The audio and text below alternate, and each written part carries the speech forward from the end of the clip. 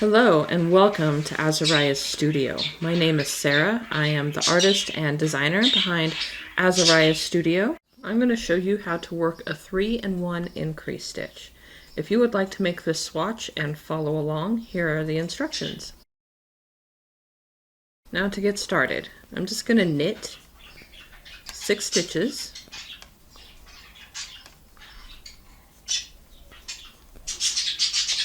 I'm going to work the 3-in-1 in the stitch. So as it says, you work 3 stitches in 1 stitch. And take this 1 stitch and make 3 stitches out of it. So you knit into the front, like normal, yarn over, and then knit into the front again. And that's it. I have now increased 2 stitches in my 1 stitch, which is why it's called a 3-in-1. I'll do it again. So into the front, yarn over, pull through, yarn over, into the front again, yarn over, pull through. And then on the back side, you just work them as the pattern indicates, which is either going to be probably knitted or purled. Today, we're purling them. And here they are.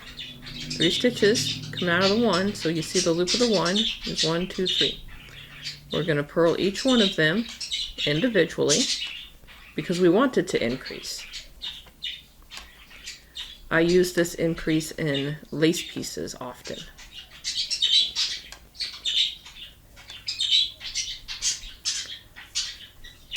It is an increase that you have to be intentional with using and in its placement. And that is because it makes these little holes. This hole here and like this hole here. So if I do another 3-in-1 increase, like on the very next row or just a couple rows later, I would have this hole again. It looks good in lace. It almost disappears or becomes part of the pattern because it's used intentionally. Another place that it would look good is on a sleeve of a sweater for your cuffs.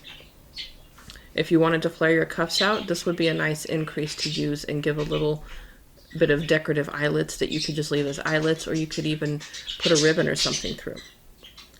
And that is the 3-in-1 stitch. Thank you for watching. Happy making!